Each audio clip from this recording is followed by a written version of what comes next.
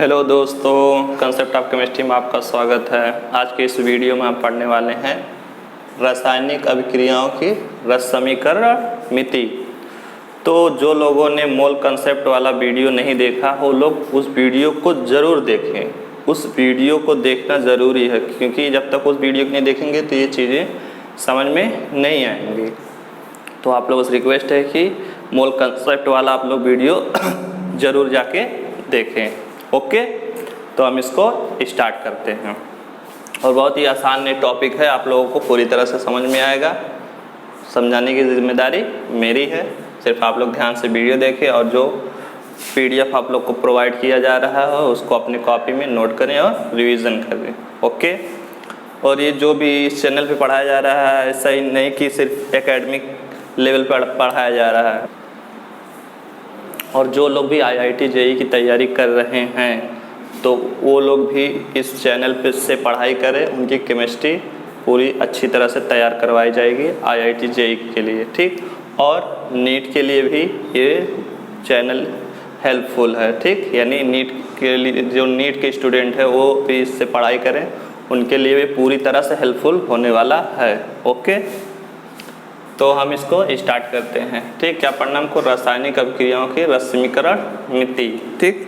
तो ध्यान से देखें, देखिए जो रस समीकरण मिति है इसको इंग्लिश में बोलते हैं स्टोइकियोमेट्री। और स्टोइकियोमेट्री ये जो वर्ड है ये वर्ड बना है ग्रीक के दो वर्ड से मिलकर बना है। ग्रीक के दो वर्ड से मिलकर बना है स्टोइकियोमेट्री। किन दो वर्ड से? स्टोकियोन और मेट्रॉन। स्टोकियोन और मेट्रॉन से मिलकर बना है स्टोइकियोमेट्री। तो स्टोकियोन का मतलब क्या हो गया? स्टोकियोन का मतलब होता है तत्व और मेट्रॉन का मतलब होता है मापना, ठीक। यानी तत्व का मापना ही क्या है? स्टोइकियोमेट्री है। क्लियर? ओके, अब ये तो बात समझ में आ गई कि वर्ड जो स्टोइकियोमेट्री था उससे हमको समझ में आ गया कि स्टोकियोन का मतलब तत्व, मेट्रॉन का मतलब मापना। यानी तत्व का मापना जहाँ होगा वही उसी क्या कहेंगे? स्टोइकियोमेट्री कहेंगे, ठीक। लेकिन एग्जाम्पल से अब और बेहतरीन तरीके से समझते हैं। देखिए जैसे एग्जाम्पल हमने लिया है, क्या लिया है? H2 + O2 क्या बन रहा है? H2O यानी वाटर बन रहा है। ओके, तो वाटर बन रहा है तो सबसे पहले हम इस जो समीकरण लिखा हुआ है इसको क्या करेंगे? हम संतुलित करेंगे, ठीक। क्योंकि जब तक संतुलित नहीं करेंगे तब तक रस समीकरण मिति वाली बात जो है सब अप्लाई नहीं हो पाएंगी, ठीक। तो यानी ये जो रासायनिक अभिक्रिया इसको क्या करेंगे? हम पहले संतुलित करेंगे। तो अगर देखिए हम यहाँ 2 लगा दें, ठीक, 2 लगा दिए, कितना होगा? ऑक्सीजन कितना होगा? यहाँ 2, यहाँ 2, 2 से मल्टीप्लाई करेंगे 4, यानी हाइड्रोजन 4 हो गया और ऑक्सीजन 2 हो गया। और यहाँ पे ऑक्सीजन कितना है? 2 है, और यहाँ पे भी 2 है, सही है। और हाइड्रोजन कितना है? 2 है, तो यहाँ 2 लगा देंगे। अब देखिए 2 का 2 में मल्टीप्लाई करेंगे 4 हाइड्रोजन, यहाँ पे भी 4 हाइड्रोजन, 2 ऑक्सीजन, यहाँ पे भी 2 ऑक्सीजन। क्लियर? यानी ये जो अब समीकरण है, ये रिएक्शन जो है अब ये क्या है? संतुलित है। ओके, तो मैं देखिए फिर कह रहा हूँ कि जो लोग ने मोल कंसेप्ट वाला वीडियो नहीं देखा है तो उस वीडियो को ज़रूर देखें, फिर इसके बाद ये वीडियो देखेंगे तब ये बातें अच्छी तरह से समझ में आएंगी। ओके, क्योंकि मैंने उस पर बहुत अच्छी बातें, बहुत इंपॉर्टेंट टॉपिक था वो, मैंने बहुत बेहतरीन तरीके से उसको पढ़ाया है, ठीक। तो देखते हैं, देखिए क्या 2H2O + O2 क्या बनता है? 2H2O, ठीक। कहने का मतलब कि अगर 2 मोल हम H2 ले रहे हैं हाइड्रोजन और 1 मोल क्या ले रहे हैं? ऑक्सीजन का। यहाँ कुछ नहीं लिखा, मतलब 1 यानी 1 मोल O2 का, और यहाँ क्या बन रहा है? 2 मोल H2O, ठीक।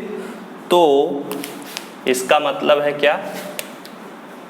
इसका मतलब है कि 2 मोल H2, 2 मोल H2 इसका मतलब, और इसका मतलब क्या है?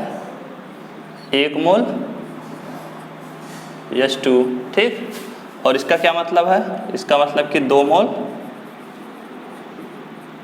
H2O।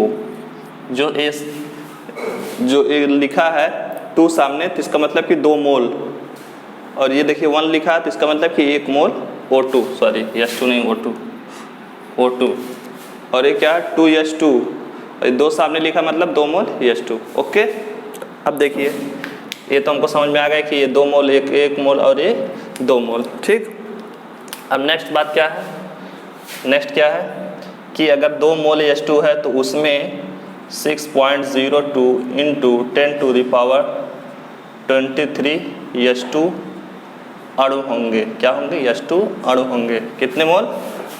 अगर कोई भी चीज़ हमने जब कहा कि 1 मोल, तो उसका मतलब कि वो चीज़ इतना हो जाएगी, 6.02 इंटू 10⁻23 H2 और उतना हो जाएगी। लेकिन यहाँ पे 1 मोल नहीं, यहाँ 2 मोल लिखा है, तो इसमें 2 का मल्टीप्लाई कर देंगे। ठीक, इसका मल्टीप्लाई कर देंगे, इसमें 2 का मल्टीप्लाई कर देंगे। ठीक, 2 का मल्टीप्लाई। ओके, तो उसी तरह देखिए यहाँ पे 1 मोल O2 है, तो 1 मोल O2 के लिए क्या लिखेंगे? 1 ही मोल है, तो 1 मोल के लिए हम जानते हैं 6.02 इंटू 10⁻23 क्या O2 अणु। अणु लिखना जरूरी नहीं है, लेकिन हम लिख दे रहे हैं, कोई बात नहीं। ये हो गया इतना अणु। अब यहाँ पे 2 मोल है, तो 2 मोल है तो क्या 1 मोल में कितने होते हैं? 1 मोल में इतने होते हैं, तो लिखेंगे 6.02 इंटू 10⁻23 H2O अणु। ओके, और ये तो 1 मोल की चीज़ है, लेकिन यहाँ पे 2 मोल है, तो हम क्या करेंगे? 2 का मल्टीप्लाई कर देंगे। क्लियर है? और ध्यान से देखें, ये जो लिखा है ये चीज़, यानी ये कोई भी चीज़ हमने कहा 1 मोल, तो वो चीज़ इतनी हो जाएगी। ठीक, तो H2 1 मोल है, तो H2 1 मोल की बात कर रहे हैं, तो H2 इतना हो जाएगा। लेकिन ये जो है इतना H2 अणु, यानी ये संख्या, ये संख्या, तो इस संख्या को किससे प्रदर्शित करते हैं? Na से। ठीक, Avogadro number, A for Avogadro, N for number, यानी अवोगाद्रो नंबर। ओके, लेकिन अवोगाद्रो नंबर को सिर्फ इतने को अवोगाद्रो नंबर बोल रहे हैं। ठीक, और ये कितनी, लेकिन ये 2 मोल है, तो इसलिए इसके साथ 2 लगा देंगे, यानी 2 Na। ठीक, अब यहाँ लिख देंगे H2 अणु। क्लियर? तो उसी तरह यहाँ पे भी लिख देंगे। ये तो सिर्फ वही उतना ही है, तो ये सिर्फ क्या हो जाएगा? NaO2 अणु। ओके, अब देखिए आगे है क्या? आगे ये चीज़ है, तो इसके प्लेस पे क्या हो जाएगा? NaH2 अणु। लेकिन ये जो चीज़ है इसमें किसका मल्टीप्लाई हुआ है? 2 का, तो हम क्या कर देंगे? 2 का मल्टीप्लाई कर देंगे। ओके, क्लियर है इतनी बात? अब तो इतनी बात हो गई। अब आगे क्या है? आगे और देखिए क्या हम कह सकते हैं कि हाइड्रोजन जो है, ध्यान से देखिए,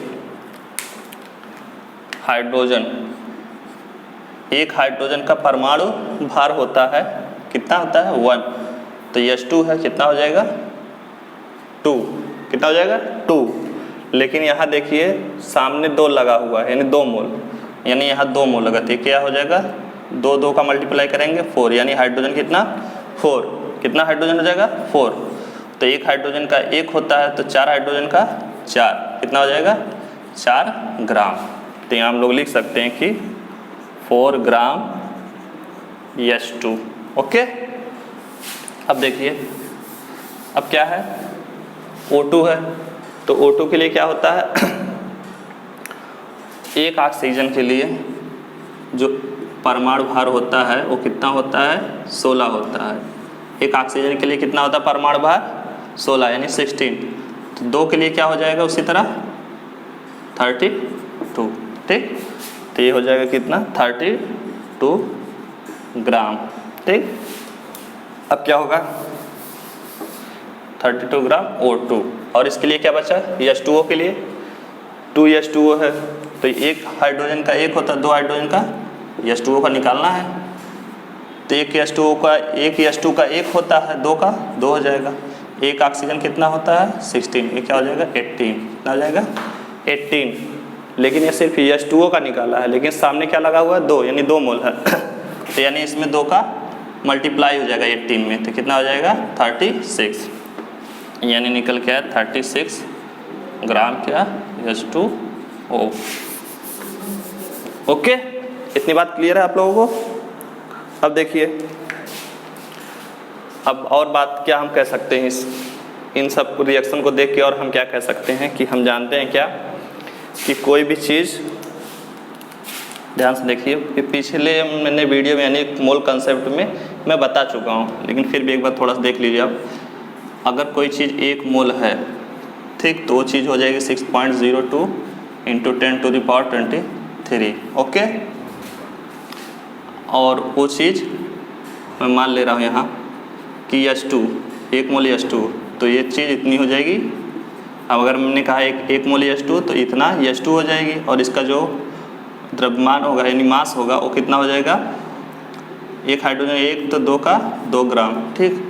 और ये चीज़ अगर कोई चीज़ 1 मोल है तो जो आयतन घेरेगी 22.4 लीटर, क्या घेरेगी 22.4 लीटर आयतन घेरेगी अगर कोई चीज़ 1 मोल है, ठीक। यानी हम कह सकते हैं कि अगर कोई चीज़ 1 मोल है तो कितना घेरेगी 22.4 लीटर, ठीक। तो 1 मोल के बराबर क्या हो गया, ये चीज़ देखिए कितनी मोल है, 2 मोल है। तो लेकिन हम जानते हैं कि 1 मोल होगा तो कितना होगा, अगर कोई चीज़ 1 मोल है तो कितना होगा, कितना आयतन घेरेगी 22.4, लेकिन क्या है सामने 2 लगा हुआ है यानी 2, तो हम क्या करेंगे 2 का यहाँ क्या कर देंगे मल्टीप्लाई कर देंगे, ठीक।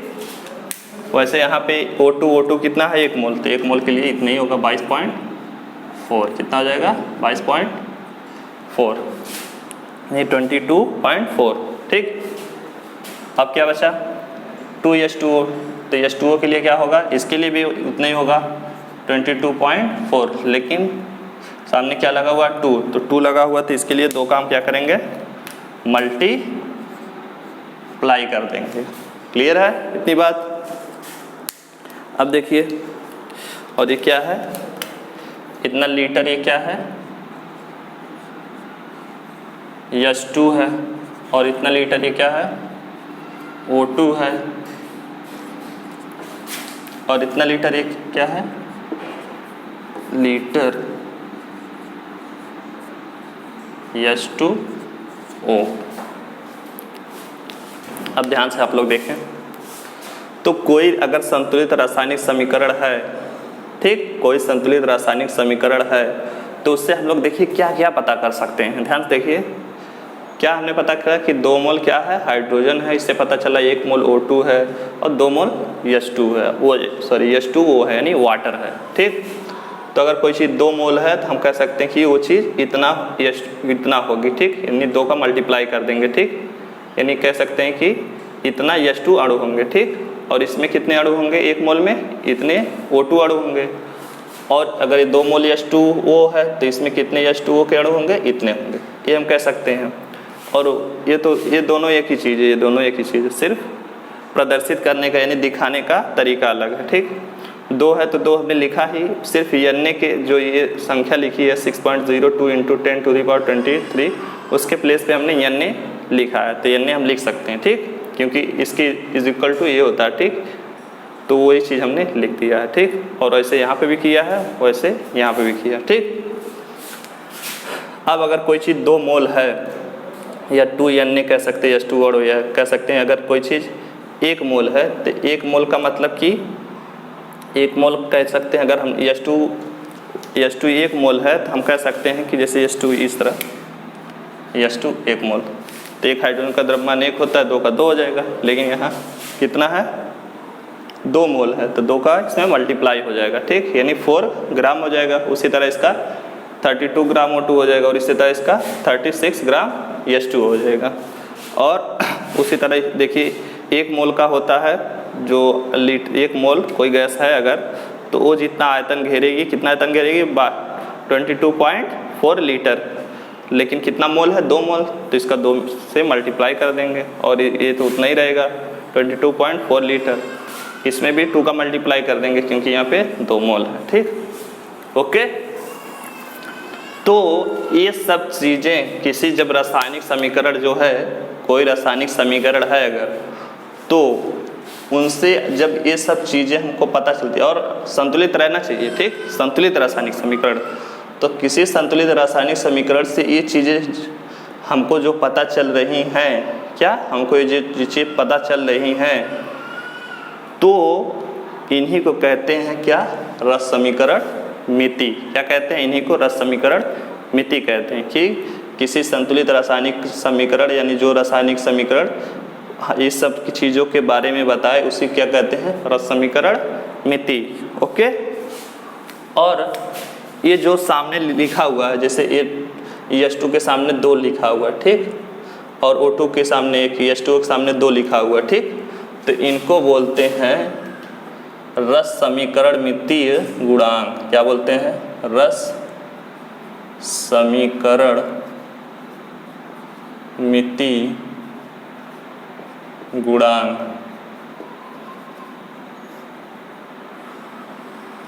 रस समीकरण मितीय गुणांक कहते हैं। ओके।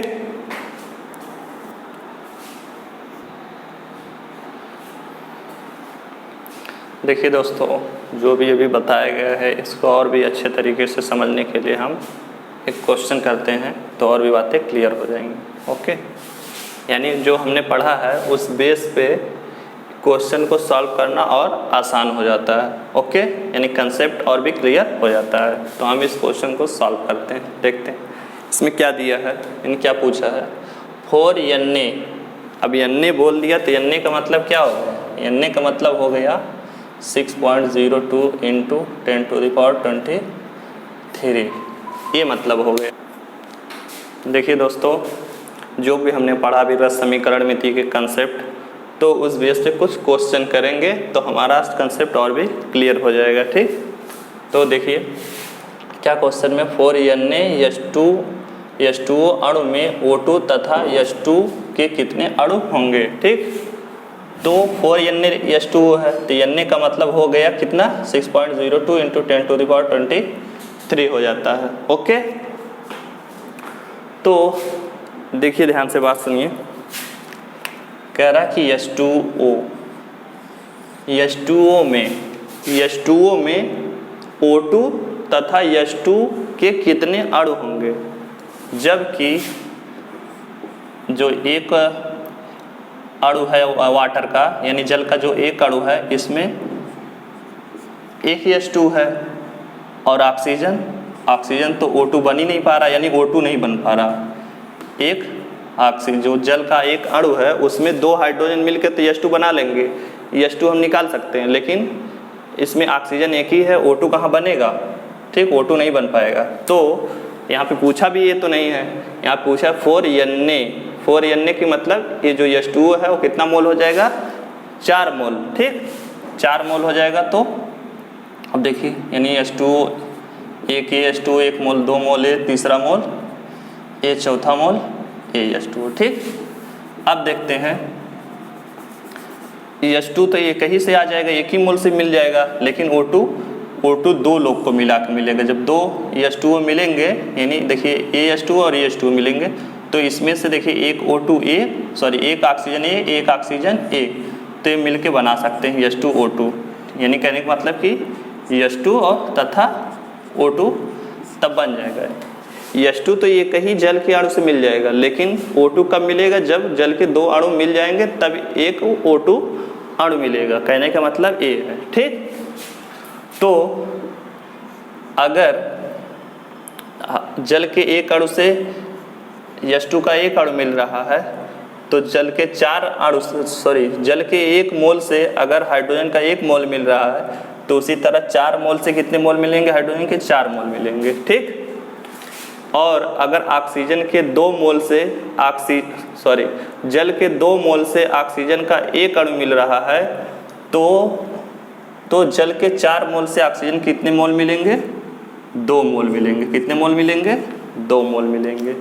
क्यों, क्योंकि देखिए जल में जो जल है, जल का फार्मूला जो है इसमें H2O है, लेकिन और ऑक्सीजन एक ही है, H2 2 है और ऑक्सीजन 1 है। कहने का मतलब ये है, ठीक।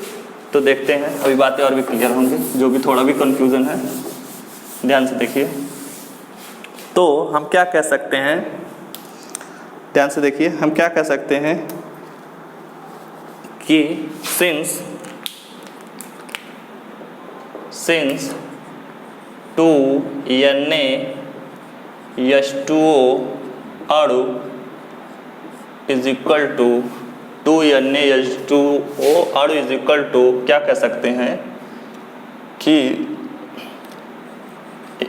1NaO2 अणु। क्लियर है? क्या कह सकते हैं, अगर हमने 2Na अणु लिया, ठीक, 2Na अणु लिया, तो H2O देखिए 2 मोल लिया है, तो इसमें से कितना निकल जाएगा, कितना ऑक्सीजन मिल सकता है। अगर ये चीज़ 2 बार है यानी 2 मोल है, तो इसमें 1 मोल में से 1 ऑक्सीजन, 1 मोल में से 1 ऑक्सीजन यानी O2 मिल जाएगा, यानी O2 अणु बन जाएगा। तो वही चीज़ लिखा हूँ कि अगर 2 Na अणु हैं तो 1 NaO2 अणु मिल जाएगा, ये बात है, ठीक। तो अब ध्यान से देखें, तो पूछ और क्या लिख सकते हैं हम लोग, तब क्या लिखेंगे कि एक H2O अणु, क्या, एक H2O अणु इज इक्वल टू क्या लिख सकते हैं, 1Na अपान ये जो 2 है, 2 कहाँ आ जाएगा, नीचे 2Na आ जाएगा, ठीक, और क्या, O2 अणु। ओके ना, क्लियर है? अब क्या करेंगे आगे, लेकिन एक H2O अणु का ये चीज़ है कितना, O2 अणु, लेकिन हमको निकालना कितना, 4Na का, तो हम लिखेंगे इसलिए 4Na H2O अणु इज इक्वल टू 4Na का था, मल्टीप्लाई हो जाएगा 4Na इंटू 1Na अपान 2NaO2 अणु। ओके, अब देखिए 2 से इसको डिवाइड कर देंगे, ओके, और Na से Na कट जाएगा, ठीक। तो यहाँ पे बचेगा क्या, यहाँ पे क्या बचेगा, 2NaO2 अणु किसके बराबर, इसके बराबर, ठीक। इसके बराबर क्या हो जाएगा, 2NaO2 अणु हो जाएगा। ओके, क्लियर है? फिर से देखते इस बात को, क्या हम लोग देखिए कि मैं बताया हूँ कि अगर दो H2O मिला दें हम, 2 मोल H2O मिला दें, 1 मोल 4 मोल है यहाँ से, तो 2 मोल अगर H2O मिलाते हैं तो 1 ऑक्सीजन यहाँ से आएगा, 1 ऑक्सीजन यहाँ से, तो O2 का 1 मोल बन जाएगा, ठीक। तो O2 का जब 1 मोल बनेगा तो किससे बन रहा, कितने से बन रहा है, 2 से। तो वही बात कर लिखा हूँ कि 2Na अणु इक्वल टू कितना, 1 NaO2 अणु, यानी 1 मोल बनेगा, ठीक। ओके, और Na ये नहीं Na, सॉरी, ये तो सोडियम हो जाएगा, Na इस तरह।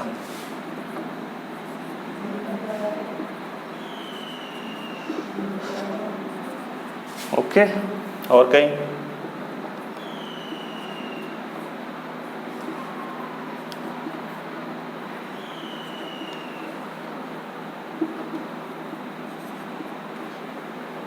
ठीक है, और यहाँ पे भी ओके। तो मैंने इसीलिए लिखा कि 2Na अणु इक्वल टू 1 NaO2, तो हो गया। तो 1 H2O अणु बराबर कितना होगा, कितना, 1 H2O अणु इक्वल टू क्या होगा, तो ये जो चीज़ है ये इसके नीचे आ जाएगी, तो वही चीज़ इसके नीचे आ गई, ठीक। तो लेकिन हमको 1 H2O अणु में निकालना नहीं था, हमको निकालना था 4Na अणु में। तो 4Na अणु इज इक्वल टू इसका 4Na का था, मल्टीप्लाई हो जाएगा, और जो पहले से था वो पहले रहेगा, ठीक। 2 से डिवाइड कर देंगे 4 में, और इसको Na से कट जाएगा, तो कितना बचेगा, 2NaO2 अणु, और हमारा ये क्या हो गया, फर्स्ट आंसर हो गया। क्लियर है? ओके, देखिए दोस्तों, हमने तो इसका आंसर निकाल दिया कि O2 के कितने अणु होंगे, कितने में, 4Na अणु में। अब निकालना क्या, हाइड्रोजन के कितने अणु होंगे, ठीक। तो देखिए ये H2O है और क्या है, H2O, तो हम सब जानते हैं कि अगर एक ही मोल H2O है, एक ही मोल जल का अणु है, तो इसके एक मोल में ही एक मोल मिल जा रहा है हाइड्रोजन, दूसरे मोल में भी एक मोल मिल जा रहा है क्या, हाइड्रोजन। यानी जितना मोल रहेगा वाटर जल उतना मोल हाइड्रोजन हमको मिल जा रहा है। ठीक, तो हम क्या कह सकते हैं, तो हम कह सकते हैं चूँकि 2Na H2O अणु इज इक्वल टू 2Na क्या, H2 अणु कह सकते हैं कि नहीं कह सकते हैं कि यानी जितना मोल वाटर का रहेगा जल का रहेगा तो उतना मोल उसमें से हमको हाइड्रोजन मिल जाएगा। ठीक, तो इसलिए हम क्या लिख सकते हैं कि एक H2O अणु इज इक्वल टू एक H2O अणु is equal to 2Na H2 इस चीज़ तो हमने नोट कर ली। अभी जो चीज़ है 2Na वो नीचे आ जाएगी, तो क्या आ जाएगी 2Na। क्लियर है अणु, लेकिन पूछा कितने में है, 4Na H2 अणु में। ठीक, अतः क्या लिखेंगे, अतः 4Na H2O अणु इज इक्वल टू, ये 4 का मल्टीप्लाई इतने में हो जाएगा। ठीक, तो 4Na इंटू 2Na अपान 2Na क्या, H2 अणु। ठीक, तो इससे कट जाएगा, तो बचेगा क्या, 4Na H2 अणु। ये हमारा आंसर निकल के आ गया कि 4Na H2 अणु में 4Na H2 अणु होंगे। 4Na H2 अणु में कितने अणु होंगे, H2 के 4Na H2 अणु होंगे। ओके, इस बात को हम देख के भी कह सकते थे कि अगर 4Na H2O है तो एक मोल से अगर H2O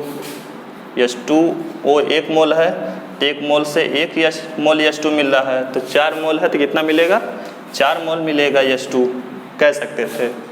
और डायरेक्ट भी कह सकते थे और इस तरह से भी सॉल्व करके हम निकाल सकते हैं। ओके, तो आई होप आप लोगों को हर चीज़ क्लियर हुई होगी और इसका PDF आपको डिस्क्रिप्शन में मिल जाएगा। ओके, अब नेक्स्ट टॉपिक जो आएगा उस पर इसी के बेस पे कुछ क्वेश्चन सॉल्व करवाया जाएगा। ओके, तो आज के लिए बस इतना ही। Thanks for watching.